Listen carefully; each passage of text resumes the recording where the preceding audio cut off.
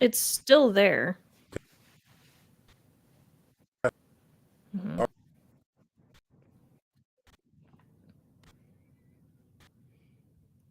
Maybe. It might take a second for it to... Awesome.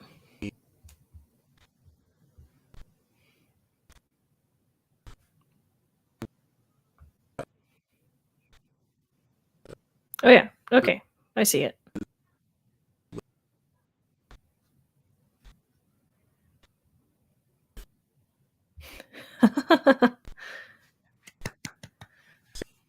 Hooray! Yeah, and your video actually looks a lot cleaner on YouTube, so that's good. It must be pulling it natively from like your location. Awesome. Hooray!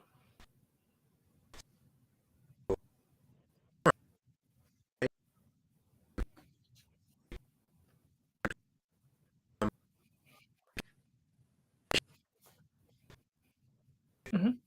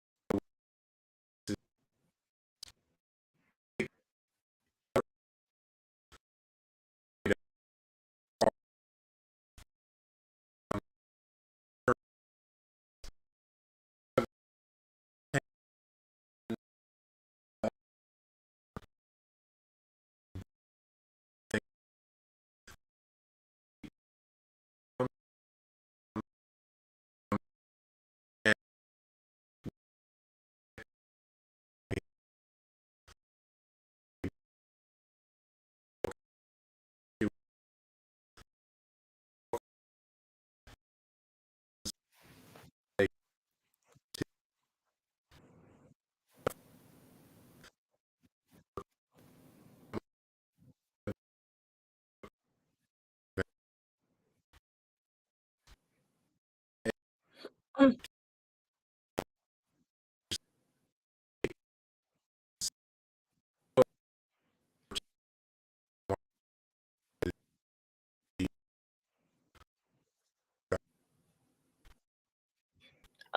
Before I do that though, will you take a listen back through on YouTube? Because I don't know if it's catching your voice.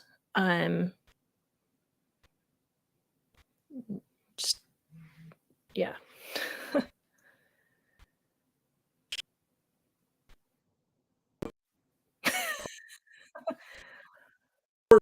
Mhm. Mhm.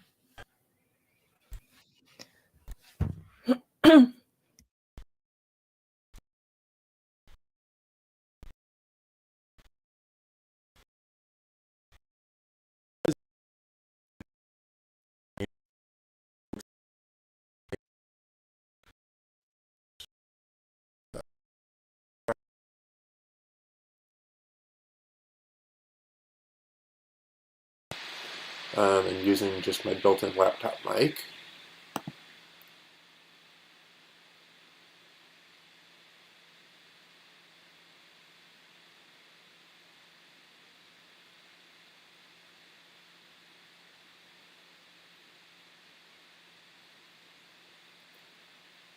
Okay, that's working. I'm getting good audio now with just my laptop mic and not the fancy mic.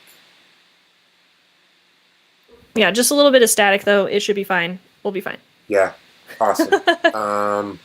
So let's restart.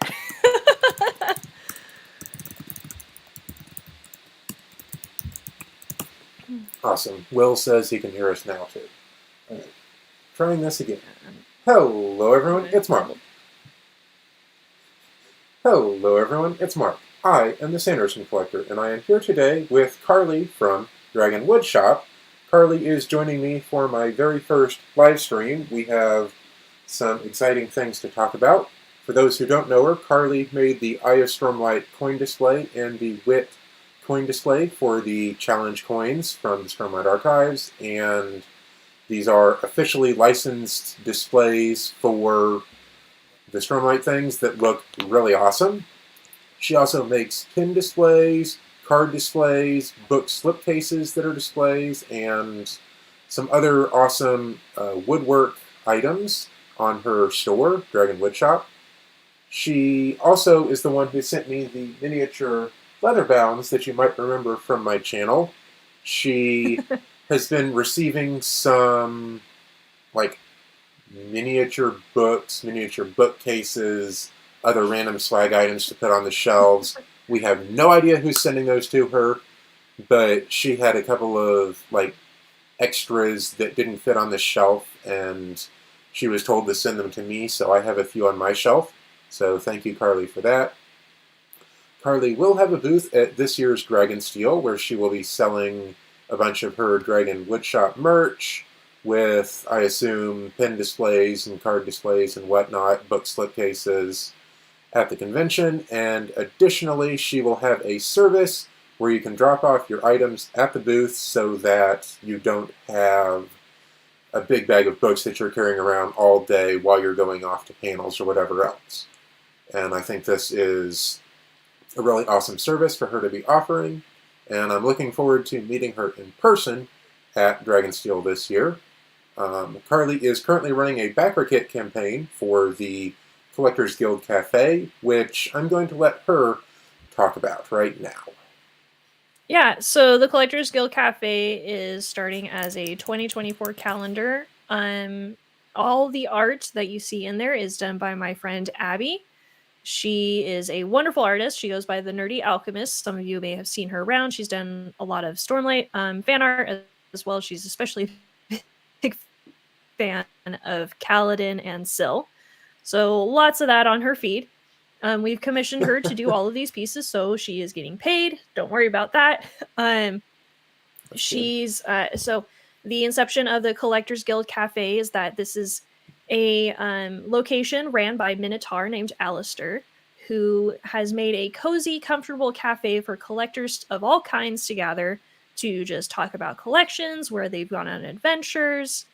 We have 5 of them who are the main collectors, plus Alistair, and these characters are going to be part of a comic that we're going to be doing next year.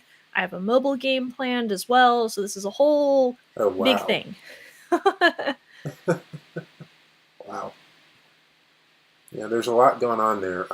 My favorite part of the campaign is, in addition to backing for the calendar with the art and everything else in it, you can also back for a plushie of one of the characters. Yes. It's an adorable kitsune, which I am just in love with.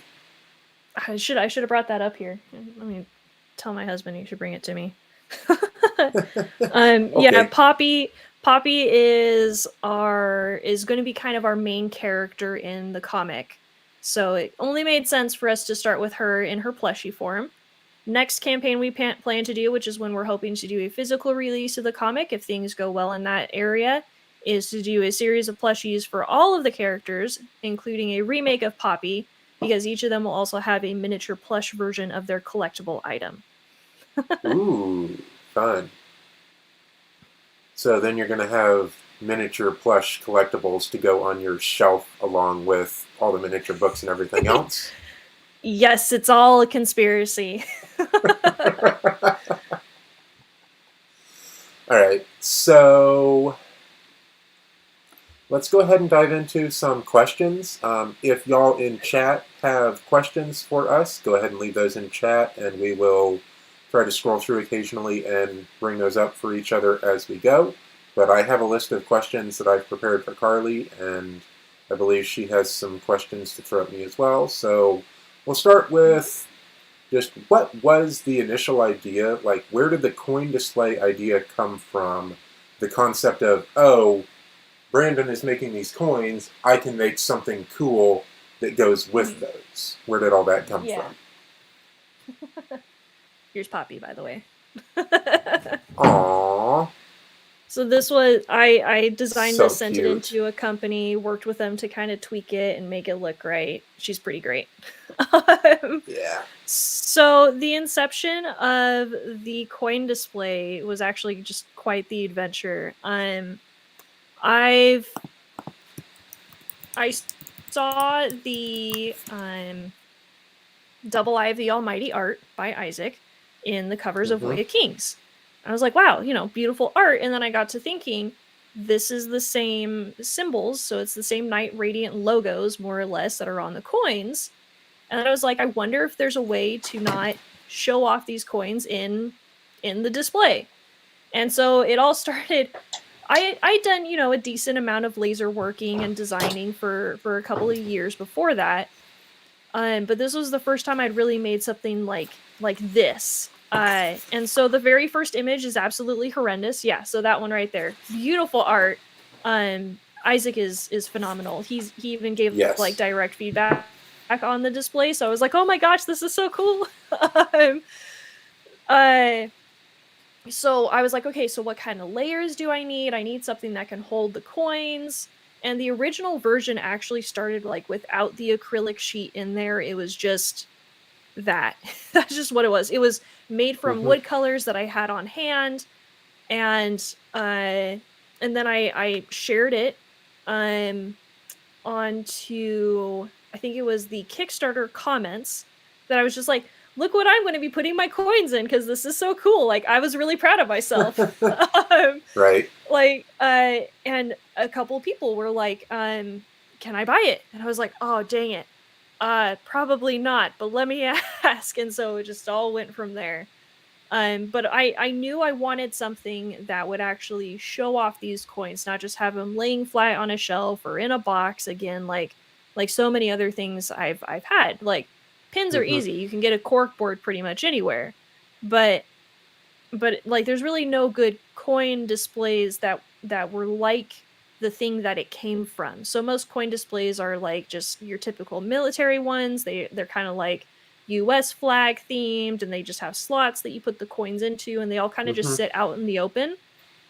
I wanted this to be a piece of art though, and I had just a great inspiration to begin with Isaac's piece. So like, honestly, like, had that art piece not existed, this display would never have happened. So I just, like, huge inspiration from that, and it was fun to take his beautiful work and turn it into my style of Mm-hmm. different wood species and all the layers. The layers were the fun part, if also the most annoying part of the whole thing. So yeah. So, yeah, and it turned out really, really good. I have two of the displays up on my Mm-hmm. wall here with the coins in front and back. And additionally, if I can dig it out here, I have so many boxes. You recently sent me this, which you called the version 2.0 of the coin display. So, where in the Yeah. process did this come from? Like, what exactly is this I'm holding in my hands right here? So version 1.0, which is like basically version 0, is gone. I unfortunately don't have it anymore. This was the second version I made. So it's got the acrylic sheet, it's got Yeah. it's actually glued together. It's not even like 3M taped, I don't think. I'm pretty sure it's glued. It's also got like the veneer edges, because I was like, I want to hide the layers and put veneer edges, and that was quickly Mm-hmm. tossed away. I didn't want to do that anymore. It's also, I'm pretty sure this is the one that doesn't even have a birch, or yeah, because I started with birch before I moved to MDF. I'm pretty sure it doesn't have the birch backing, so it's actually felt that's holding all the pieces together on the back. Mm-hmm. So this was like the second version that I was like, okay, so I need to make one that's kind of more something I can actually show as a photograph to Dragon Steel. And so I sent this picture to them, and they're like, great, now we need actual versions for you to send to us. And that's when I made further upgrades and made it, the Mm-hmm. next version, which was 3.0. There's like version 1, you have 2, then there was 3 that was actually sent to Brandon and to Valentina. And then there's like Okay. 4, which is where I kind of fixed up some of the insides because they provided feedback on fit. And then there's Right. like 4.1, 4.2, 4.3, 4.4. There's like 10 different variations Mm-hmm. within the 4, even before I was able to upgrade to so that is like way more. That's when I still had the glow 4. Sorry, the audio got out there for half a second. Oh, Yeah, so that is really cool to have this. It's kind of like an advanced reader copy of the coin display for me, it which 100% is. I think is very cool to have in my collection. I'm not 100% sure what I am going to do with it long term. You've said that it's not deep enough to hold the actual coins, and there's no Mm-mm. wall hooks on the back to display it, but I'm sure it will find a home Yep, that either. somewhere. All Somewhere. right. All right, your turn. Go ahead and throw a question at me. Okay, so I'm sure you've probably been asked this a ton, and I'm sure other people probably know this answer, but for anybody who's new, I'd like to ask, how did you first get into reading Sanderson's work? I first found Sanderson because I was a longtime fan of The Wheel of Time, and Mm-hmm. when Brandon was announced to take over The Wheel of Time, I was like, who is this guy who's messing around in my favorite universe? Let me go see if he's any good. And so I picked up a copy of Mistborn, mass market paperback at the local bookstore, and read it. And I was like, okay, this is pretty good. Guy can write books. I will, I guess, see how it goes. And then I didn't pick up any more Brandon except for the last Wheel of Time books. And I got through The Gathering Storm, and then I think Towers of Midnight with some of the big moments at the end of that one. And I was like, oh, wow. He's really tying together some of this stuff in a really satisfying way. I like how he's finishing up The Wheel of Time. He's doing a really good job. I'm going to go check out some more of his stuff. And I went and got the Mistborn trilogy, like the full trilogy, because I'd already had the first book. I got the other 2, and reread the first book and read through, and then I was just hooked, and there was no going back.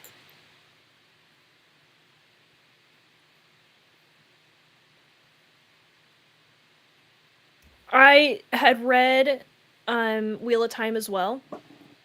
It never, like, I just don't pay attention, I don't think, to authors. So I read, you know, like the two before the end, and that's when, Brandon started writing. Never dawned on me to even like look and be like, oh, okay, Brandon Sanderson. I just started reading the books. I didn't even like it never became a thing that Right. was like in my mind. And then my husband, when we got married, he's like, have you ever read Brandon Sanderson? Because we started putting all of our books on the shelves, and I was like, ooh, what's this? And it was The Way of Kings, the really fat book, um, like the Mm-hmm. tiny paperback version that's like extra thick. Yeah. And he's like, well, have you ever read Brandon Sanderson? And I was like, I don't think so.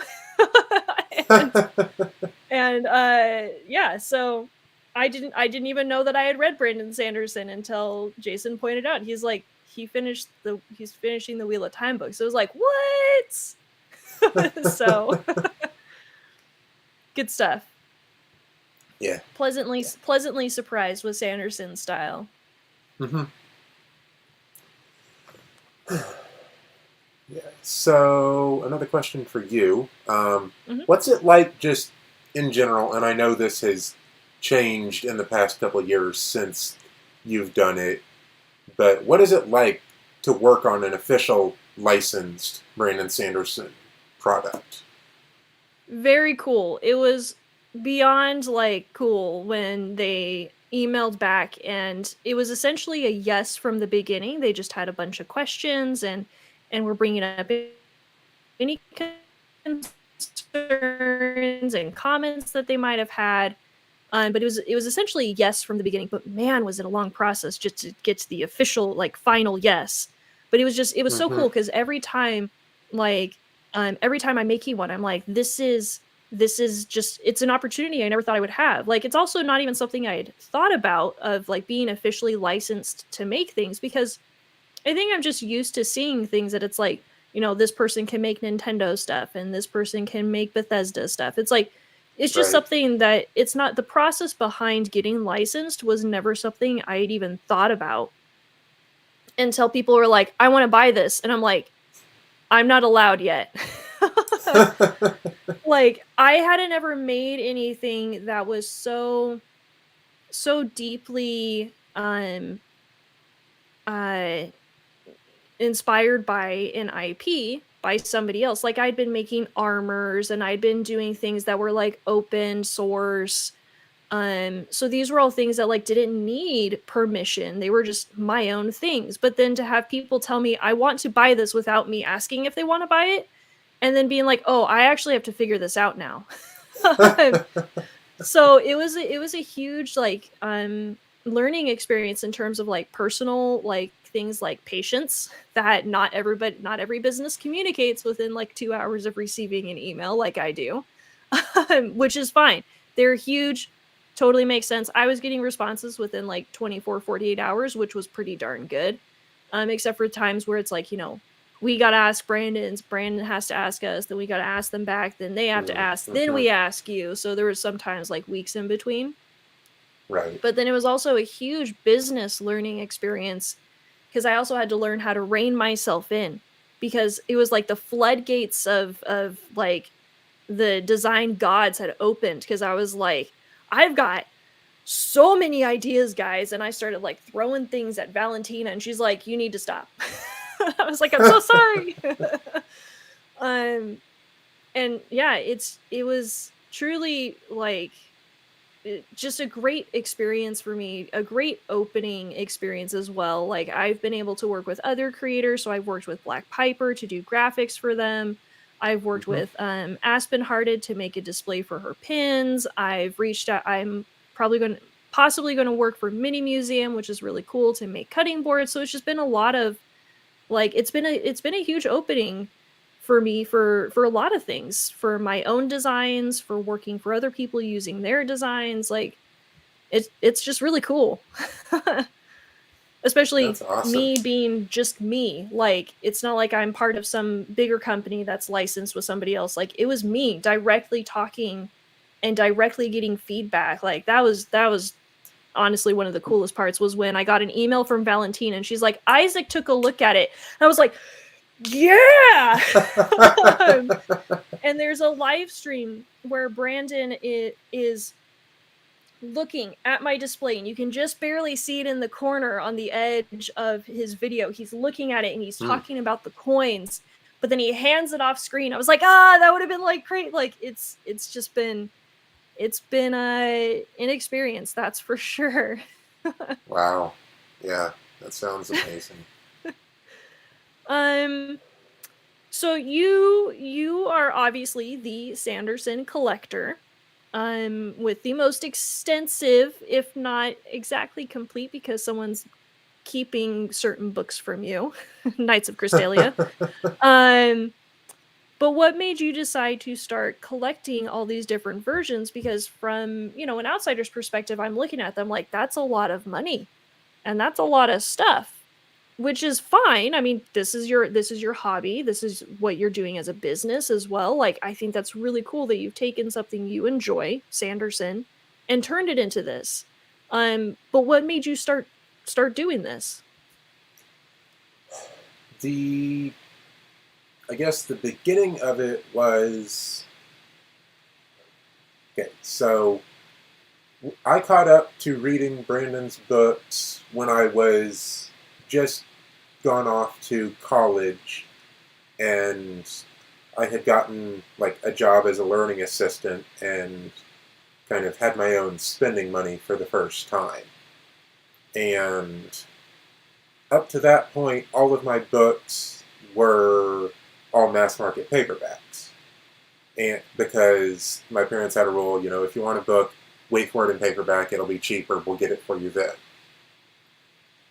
And so I had all of his books in paperback.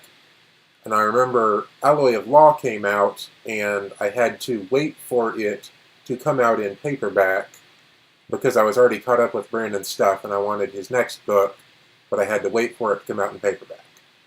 So I waited for it to come out in paperback, got it, read it, loved it, and then a couple of months later, I guess, I was at the used bookstore and I looked over on the shelf and there was a hardcover copy of Alloy of Law.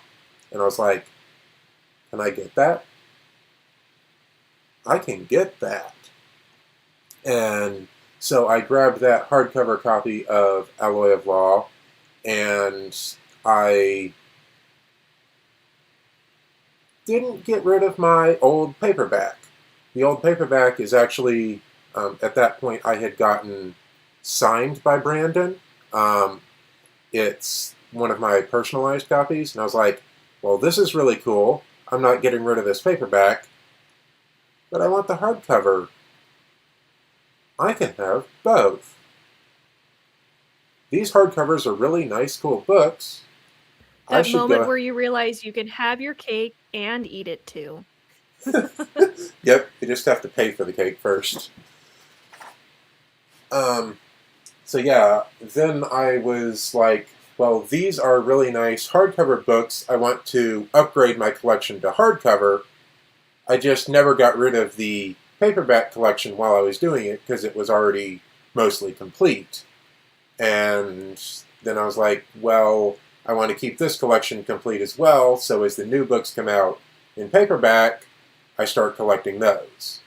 And that was just kind of the spark of it, because at that point I had 2 editions of everything, and it just kind of spiraled from there. There's always another edition. There's always another edition. Mm-hmm. That should be your shirt.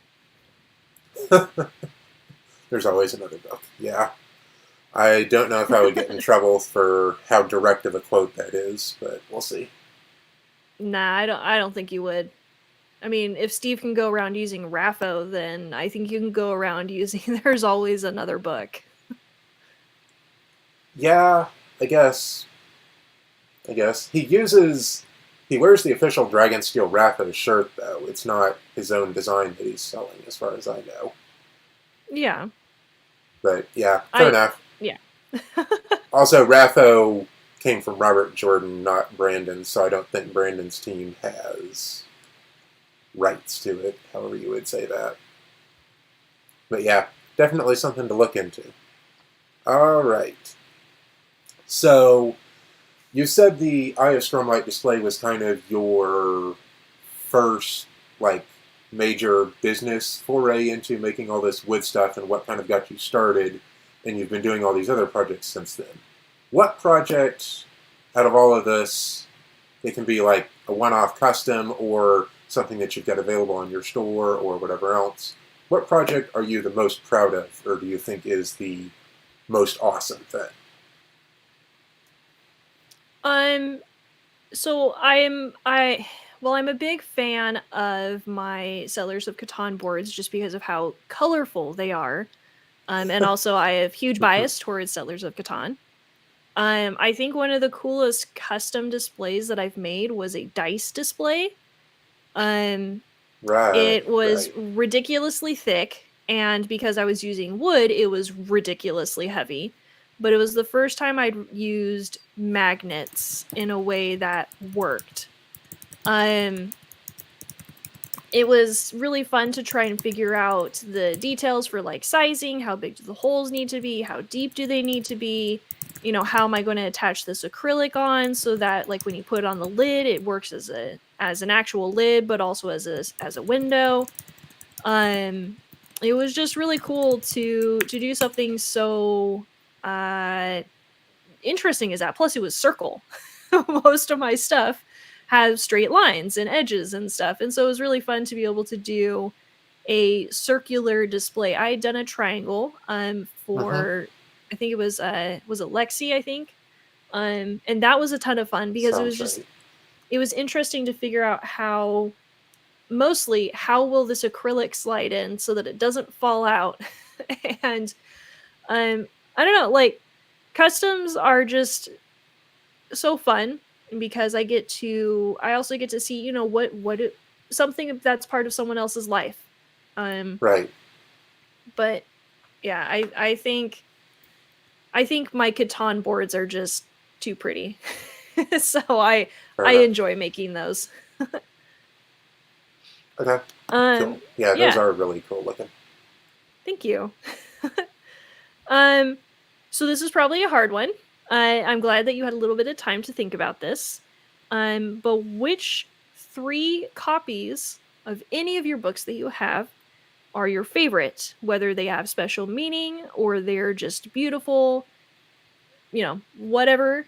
And then after Hmm. this, also, you've got a question in chat. So yeah, what are your 3 favorite copies of books that you have? All right. So, yes, Carly gave me this question ahead of time so that I wouldn't get stuck here with decision paralysis because I love so many of my copies. And I did end up picking out 3 books. Um, one. Where did my magnet go? Great. Catastrophe. I can't open my bookcase because my magnet moved. So that's 1.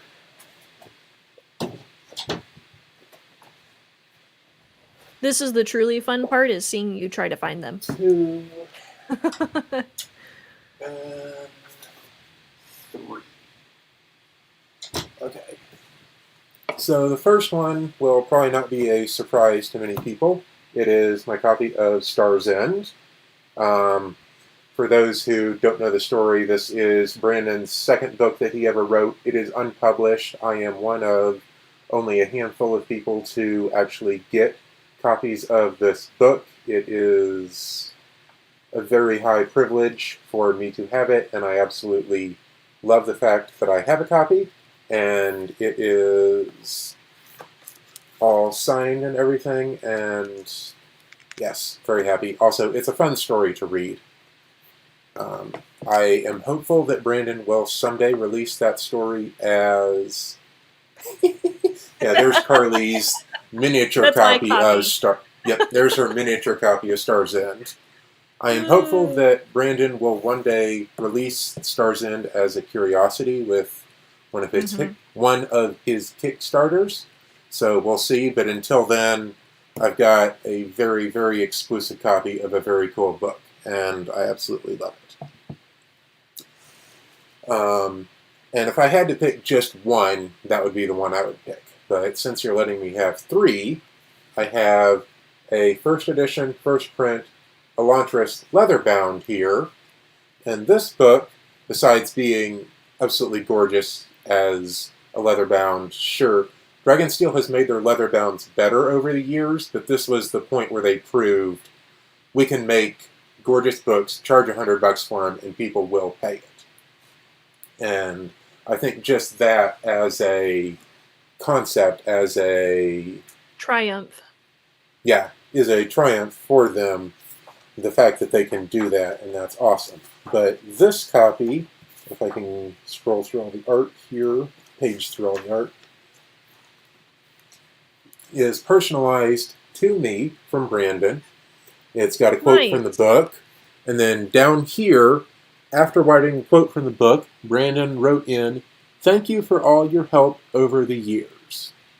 Nice. This was a couple of years after I had started beta reading for him, and he recognized who I was when I came through the signing line with this book, and this is one of the only books I've gotten personalized after I started beta reading, and having a book from Brandon thanking me just makes it super, super special.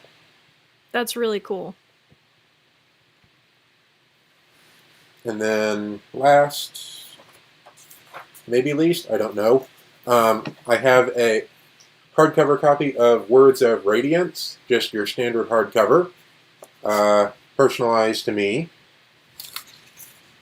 and signed by freaking everyone.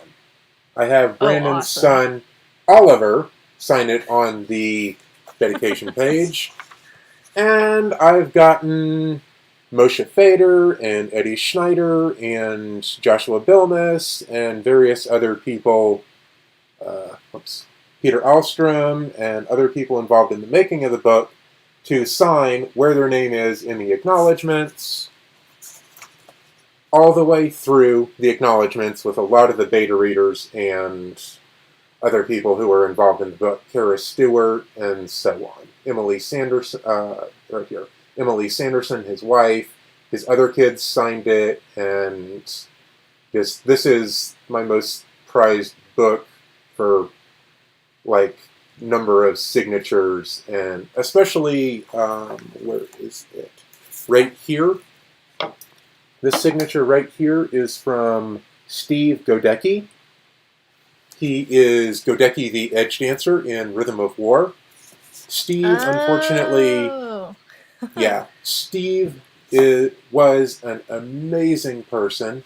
He unfortunately passed away sometime between Oathbringer and Rhythm of War from like his third battle with cancer or something ridiculous like that. It was a hard blow for all of us beta readers and all of us JordanCon goers who have known him for years. And so the fact that I have a book signed by my friend Steve, who was an amazing person, means a lot to me. That's really cool. I like that one. And I will probably be bringing that copy of Words of Radiance this year to Dragonsteel just to see. Like, there's a handful of people from Jabberwocky that I have not tracked down yet who maybe will be there because Jabberwocky is having a booth. Yeah, it's like a Sander fan yearbook almost. Yeah, and there might be a couple of the beta readers, like the people on Brandon's writing group team that I haven't met yet, like Ben Olson. Who knows? He might be there. So we'll see if I can catch any of those people as well to get this signed. That's awesome.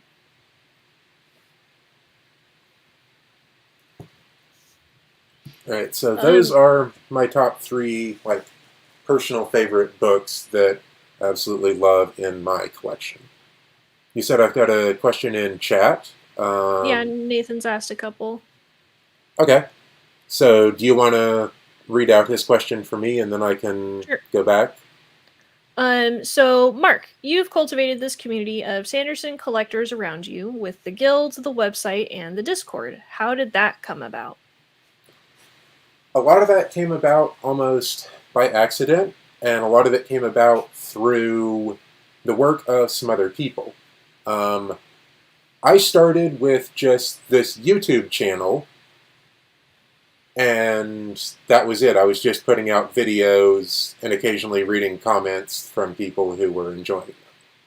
And then Mike McDuffie contacted me on Facebook and said, "Hi, Mark. I am part of a Facebook group for collectors of some other books like Stephen King books, and I noticed there's no group specifically for collecting Brandon Sanderson books.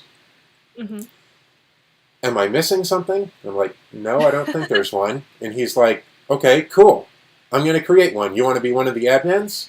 And I said, "Sure, I'll do that." And so he created that group on Facebook and added me as one of the admins, and I've been running the group since then, or co-running the group since then. My friend Luke was also an admin of that group right at the beginning. Luke was someone who had messaged me about various rare editions back when it was just me and the YouTube channel, and we'd been chatting since then. So I invited him over to be an admin as well when we started that. And then sometime later, Discord started getting popular, and I wasn't a big fan of hopping on another chat app at the time, but some of the people in the Facebook group decided to start a Discord server. It was Greg who actually pulled the trigger and created the Discord server and is the founder of the Collectors Guild Discord. It took me, I think, like a month after the Discord server started to actually hop on and become part of it, and a while longer after that before I... So it's not just me who dilly-dallied in joining? No, not at all. And, several months after that before I was really a big part of managing the server and dealing with all the day-to-day stuff. So that was the Facebook group and the Discord. The website came out of something that Austin, Luke, and I were doing. We were trying to assemble a database of all the editions of the Sanderson books. And we originally did it in this online database software called Firebase, which was basically a glorified database/spreadsheet interface. And then we ran into the limitation, oh, you can't have more than 500 entries in this database. So in the background, I exported all the data and started putting together my own site to display it based on my own programming knowledge. And that didn't go very far because I didn't have time and energy to do a lot of awesome stuff with it. But Jimmy came along, Sigamit on the Discord, and asked me if he could have access to the data, and I happily gave him the data export. And he put together a really cool web interface in front of it all, and that became the collecting site, collectingsanderson.com, that we all now use. And he is the main, maybe only developer, I would really say, on it. A lot of us give him feedback, but he's the one who implements everything over on the collecting website, and he is the one who is responsible for all of that. Sig is pretty great. He is. He's also done some really cool 3D printing projects for me. I've got several book stands that he's made, and he's just a really good guy. So Mike created the Facebook group, Greg created the Discord, Sig created the website, and I'm just kind of providing data and chatting in these places, and they're all spaces that someone else has created. Yeah, I have, they're somewhere. I have the 3D printed, metal bookends. Metal symbols. Elements of bookends. Yes. Those things, yes, I saw those. Those look so cool. They're pretty fun. All right. I like them. So, Nate had a question for you two.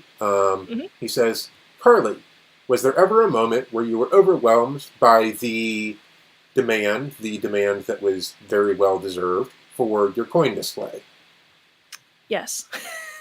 All the time.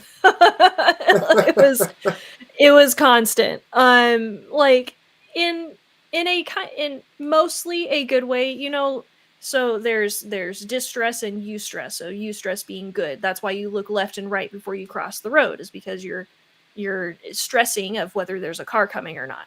So more often than not, well, okay, that's probably not true. It was probably more distress than it was eustress, but there were times of good stress, where I was just so happy that people were even interested. I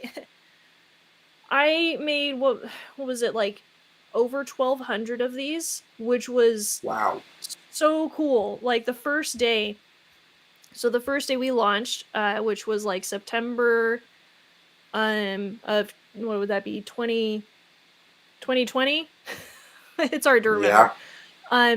So I launched it at noon my time, and my husband had to go sleep because he worked overnights, and so he needed to be asleep during that time. Well, he couldn't sleep because he also has access to the Shopify app, so he kept coming out. He's like, you keep getting orders and I can't sleep. Because he was also as excited. But like orders kept coming in. It was just so fun to like see the different locations because there's a map that you can see where people are visiting the website from. Mm-hmm. And like it was a little overwhelming because I was like, I thought I was maybe going to get like 300 grand total overall for the 2 years. I was like, there's no way, you know, people like, one, I'm a nobody. Two, I'm just kind of, you know, I'm just a casual fan. People don't know me. Like, and three, like, I was like, I'm not gonna be able to tell anybody about this because I'm not gonna be able to market. Which honestly, word of mouth has been the most amazing thing for my business. People will share one of my displays on Facebook and I'll get like 10 orders the same day.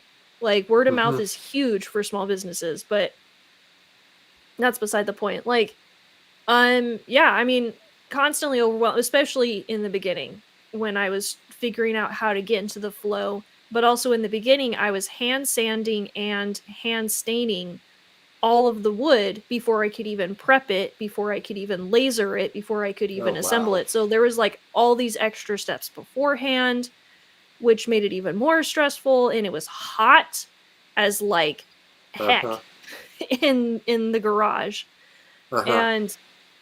And so, you know, I felt bad too because I was like, I'm behind the schedule I originally wanted people to have. Like, I wanted to get these out to people on time. Like, it was, so I felt bad, you know, especially in the beginning. And then once I figured out, you know, how long does it take me? And then I gave myself extra time.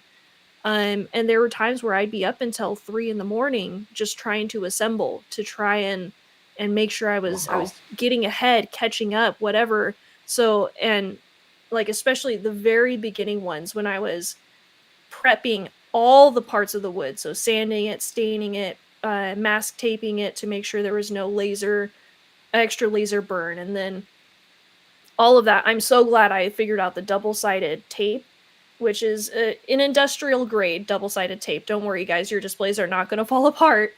Um, if I had been gluing all of these, it would have been I would have like quit after the first round. But like I remember those nights of just being like, where's the piece in the box? Because I also was so disorganized. Like, I'd have millions of little pieces all in a bag and I'd have to hunt to find the one piece that I needed to put into this display. Mm. um like, it was a lot. Like, I mean, I don't say this to like feel sorry for me or anything, but I mean, there was tons of times where I would cry myself to sleep because it was just that hard of a day. And I can't even Wow. tell you like how much like blood I've spilled because of like sanding mistakes or, you know, splinters.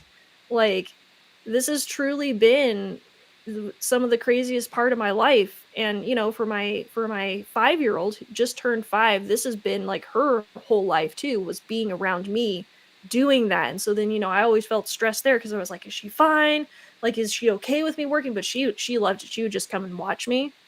um Cute. but yeah, it was definitely overwhelming pretty much all the time until like the last couple hundred, where I'd really figured out the flow and how long it was going to take me. I was doing things only in batches of 50. Like, I was doing things in a more manageable way where it's like, you know, I needed a way to be like, okay, I've completed something. Cause like in the beginning I was like doing, you know, 100 displays at a time, which then became really hard because it's like I still have so far to go before these are done. But then I started doing them 24 at a time. Whereas like, okay, Hmm. you know, I've completed 24, on to the next. It was kind of like a reward for myself of being completed with something, starting the next, completed that thing, starting the next. And that Hmm. really helped a lot. I learned a lot about myself these last 3 years. Sounds like it. Wow. Well, I'm glad you seem to have come out of that mostly okay. Like Oh yeah. no lasting scars or anything from it. That that sounds really tough. All right, It you was. got another. We'll get to. There's another question in chat, but let's go ahead and get Mhm. back to our questions just Okay. briefly. You got another question to throw at me? Yes, let me I have the list somewhere. Um I have the list. Where to go? My phone turned off. There it is. Okay. What has been Your favorite part about being the Sanderson collector? Yeah, good question. There's just so much that is amazing about it. Like, sure, day to day, it's like exciting. I get a new book, I get to catalog it. It's another book on the shelf. Yay! Mhm. I enjoy that. But there's just so many awesome things. Like the Spencer face that Brandon sent me. That would not have happened if I wasn't the Sanderson collector. It's just so hilarious, and I love it so much. Brandon is a troll, and it's hilarious. He is. And I am taking that back to Utah to get signed this year because Brandon forgot to sign it. Excellent. Um, and then probably my favorite moment would be when Brandon said, Mark, you get to play Axes in the TV show. That was just like, well, he knows me as the collector, and I'm about as recognized as it gets. But there's also like all the little moments of like when I'm at Dragonsteel convention and someone comes up to me and says, "Hey, you're that guy with the YouTube channel." Yeah. And it's like, "Yeah, I am." Huh, you recognize me. Cool. I Or totally know that feeling. I had a moment like that the other day too. So it's just one of those things where it's like I've made it to a point where it's like even one person recognizing me. I know that feeling. It's such a fun mm-hmm, feeling. mm-hmm. Or things like I'll get a comment or an email saying, I was looking for this thing and your video helped me find the right thing. Just Mhm. knowing that the content I put out is helpful to someone, that it makes a positive impact on someone else's life, and Mhm. people appreciate it. Like, all those little moments really add up too, and it's hard to say what my favorite thing about being the Mhm. Sanderson collector is. Well, I I guess think it all is. of those things are great. I guess I would just say the overall feeling of knowing that I put out videos that people watch and people enjoy watching, and that have a positive impact on people to the point that they will come up to me at a convention and introduce themselves. Mhm. I think that's one of the things that has been really awesome about what you do is one, you're a pretty nice person, and that's I feel kind of rarer these days when it comes to YouTube personalities is they're kind of just not rude, but they're just kind of brash. There's like Yeah. a I don't know, there's the friction that comes from them. Mm-hmm. But you're really nice. And even Thank if you you. don't know the answer, you look for the answer and your stuff is useful. I think everybody wants to feel useful in some way and your stuff is. And so to have that, like I can imagine that's a really good feeling. And yeah, so you Mm-hmm. do good stuff. One other super awesome experience has been when Brandon's team needs to know something about an edition of a book, and they Mhm. come and ask me because I have the Yeah. editions. Like, I don't know if you remember last year or the year before, they did that Kelsier in Fortnite thing, Mhm. and they released a whole like poster ad promo thing about it. Mhm. Um, I helped translate that promo poster into multiple different languages. Cool. They wanted to use the official Sanderson terms for Mistborn and Hemalurgy and whatever else.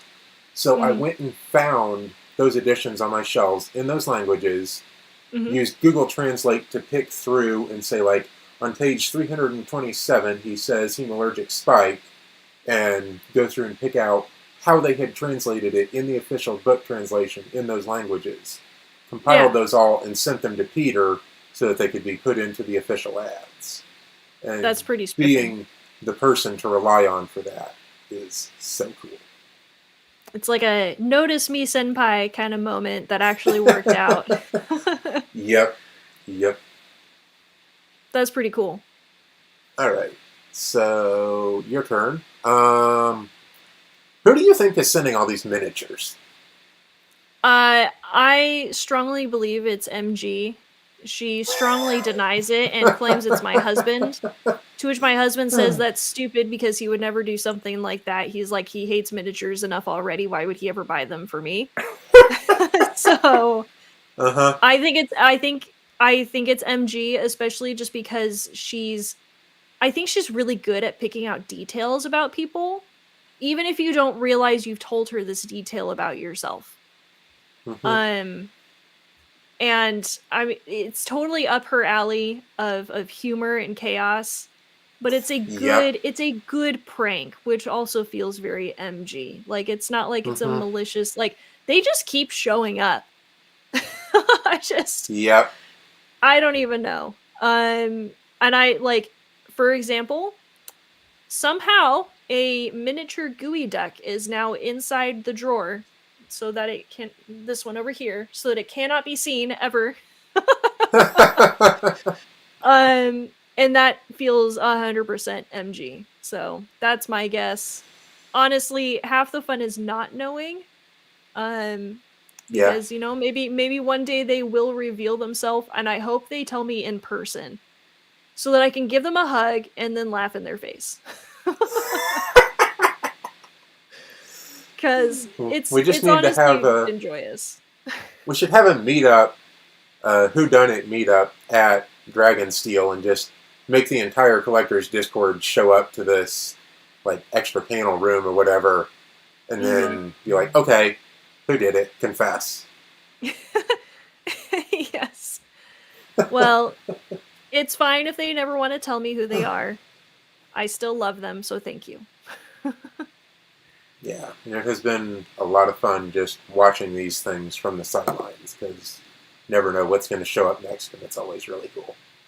I think they're getting better, too. Like, they're getting crisper and cleaner, and so maybe this is someone who's practicing. Maybe. All right, let's go ahead and see David, who is, I believe, Badger on the Discord, put a question in chat for both of us. What kind of collectible swag apparel would you most like to see from Dragonsteel? I will go ahead and answer this. For a long time, my answer was a Sunni pup, ever since we saw those in the broadsheets, but we finally actually got one of those, so it's no longer a thing that we can get. And unfortunately, I don't feel like we're ever going to actually get an Axes minifigure from the Brotherwise minifigures, or that would be on top of my list. But barring that, I'm going to say a Sion, one of the Sions from Elantris, with a magnet inside so that it's got a plate, and you can set it over the plate and it'll float up there, and it will have the Aeon inside of it, just like maybe a little battery or whatever inside it, so the Aeon can glow while it's floating around in this little sphere in the air. I just think that would be insanely cool, and I'm kind of sad we didn't get one in the Elantris box. That would be pretty spiffin'. I think my answer's pretty easy, especially considering the lengthy product pitch that I sent to Dragonsteel about this, and they told me no.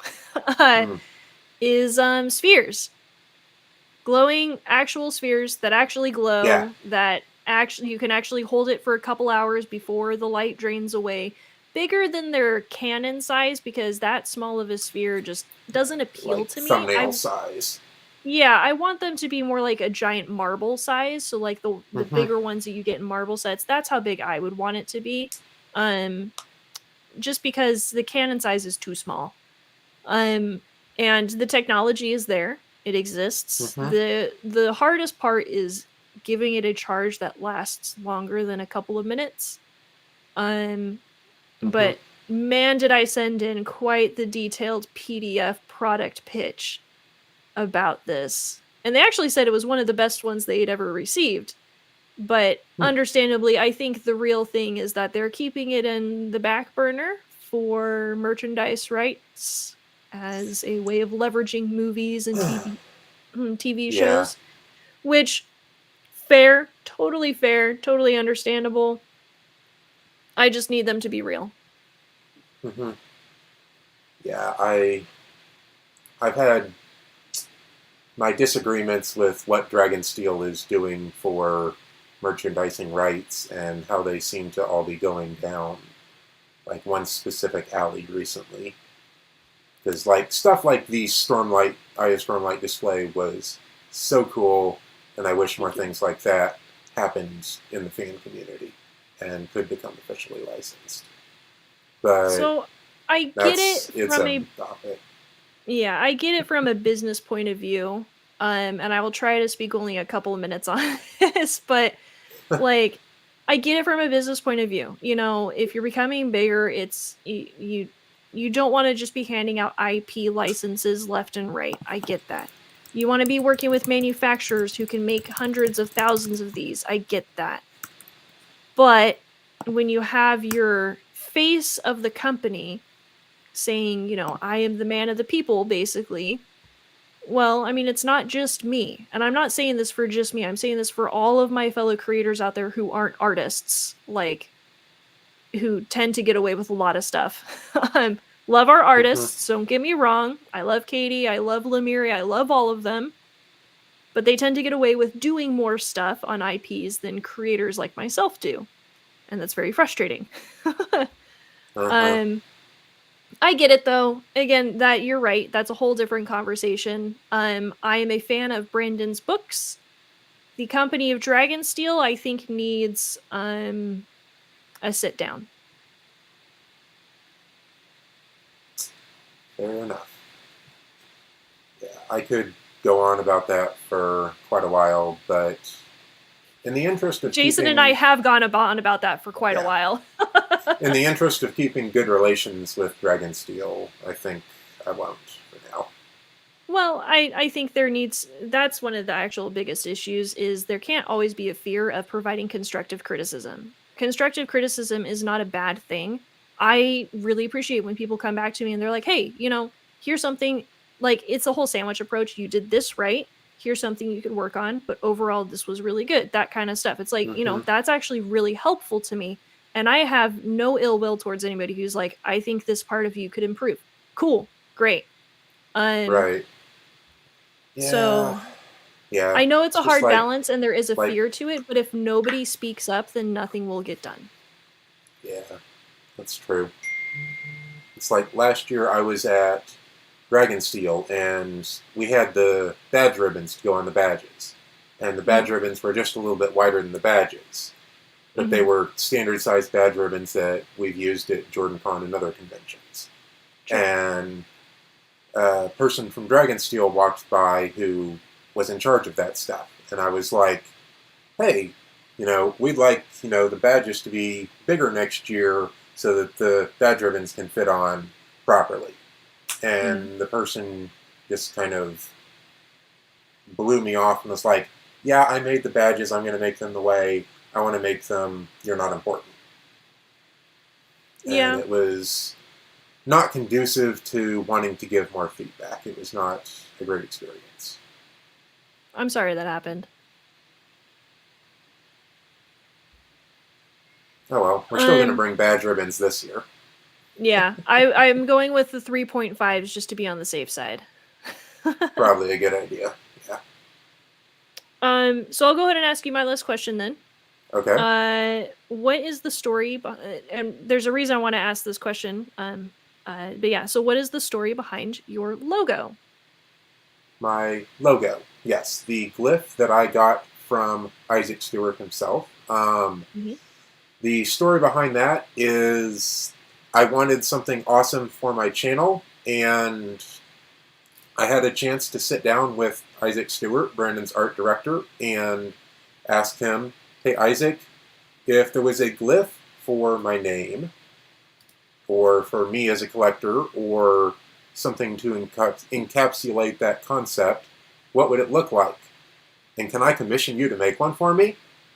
And he was like, "Yeah, sure. You can commission me." And so we went through, we canonized the word Zenef, Zenef, as the Alethi word for collector. And then, sitting at Isaac's computer, I did some basic doodles on his iPad. This was, I think, at the Starsight release. I was visiting Isaac during the Starsight release, and did some doodles on his iPad and talked to him about my inspiration and what I think it would be cool if the glyph looked like, and he took it from there. It was a project on his back burner for many months, and then was finally completed, I want to say 2021, and he got me the glyph, and it means Collector Mark, although it says Zenef Mark, with, I believe it's the red part, right here, there's the 3D printed version that Jimmy gave me, with the red part being my name and the black part being the word Zenef, and I've just kind of taken it from there and done what I legally can with it, because I really, really like it.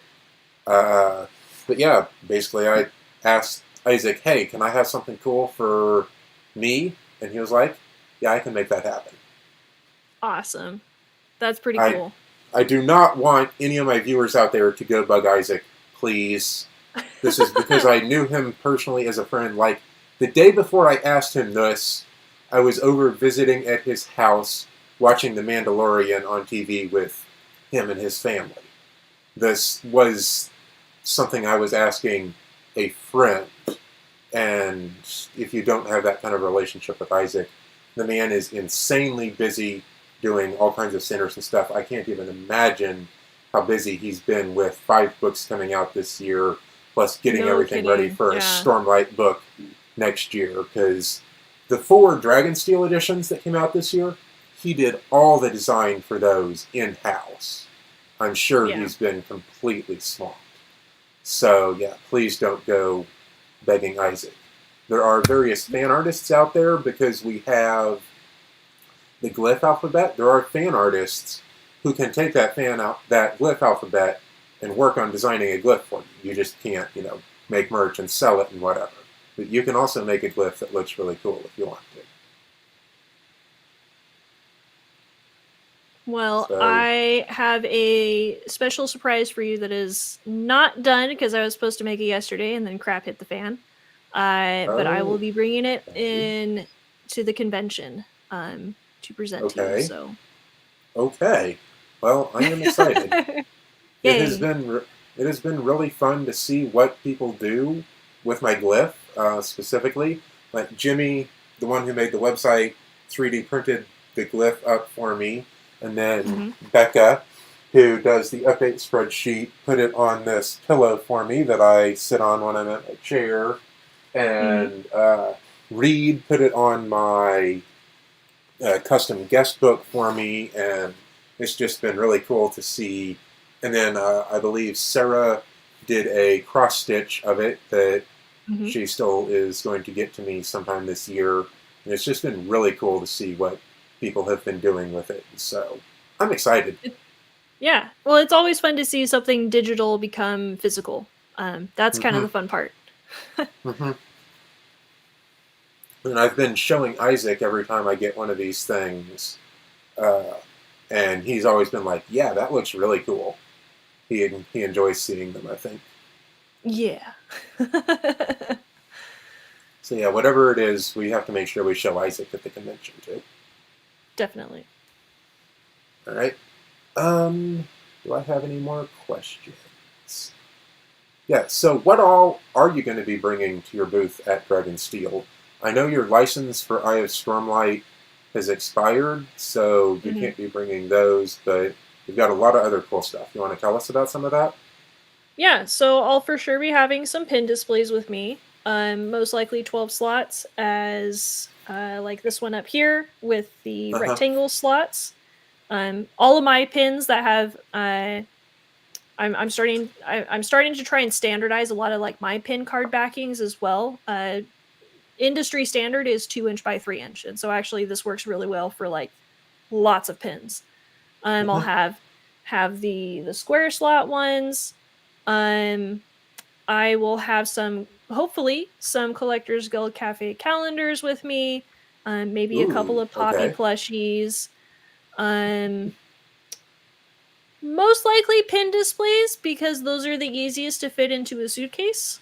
Uh, Fair enough. I will be bringing most stuff via suitcase. I don't have. There's no way I can drive 20 hours to Utah. Maybe some bookends, so like my swirling bookends. Hmm. Um, I haven't fully decided, but the Dragon drop off service is going to be one of my biggest things as well. I'll have that set up. We'll have a couple of like mini games, so you'll be able to either ask me a riddle, and if I can't answer it, or if I ask you a riddle and you do answer it, then you get a special badge ribbon. We might also have like a search and find image of a brand new image of from the Collectors Guild Cafe, where there will be Easter egg hidden items throughout that people will have to find, and the more you find, the bigger your something. I don't know. We have ideas. My husband's been working on ideas with me to turn this into more of like a fun space to be, not just a place to buy stuff. We want it to be a con-evil, not just a convention. Yeah, So yeah, we'll have some stuff. that sounds really cool, and I am so happy that you got approved for the booth, and then I'm going to get to see you in person and hang out this I year. honestly wasn't expecting to do it this year. When we were talking about the dragon drop off stuff, I was like, well, this would be a really good idea for next year when it's going to be, Stormlight 5. There's going to be lots of people there, all that Uh-huh. kind of stuff. But then I was like, well, why don't I try it this year and just see how it goes? Especially because it's the Defiant release, and I'm a big Skyward fan. Um, yeah, so I'm gonna be there. Woohoo! Woohoo! Yeah. Yeah. I am really looking forward to the convention this year. Yeah. Last year was my first year that I actually got to go, and I really loved it. And there's going to be just as many, if not more, people that I'm looking forward to seeing this year and maybe getting selfies with and so on. So that is going to be a blast. Um, and I guess just as a last wrap up question, you've got the Collectors Guild Cafe backer kit running. Is there any like art from that you want to show off or share with everyone? I know you had the plushie up there earlier. Yeah, so I've got Poppy plushie. I've So got cute. hang on one second.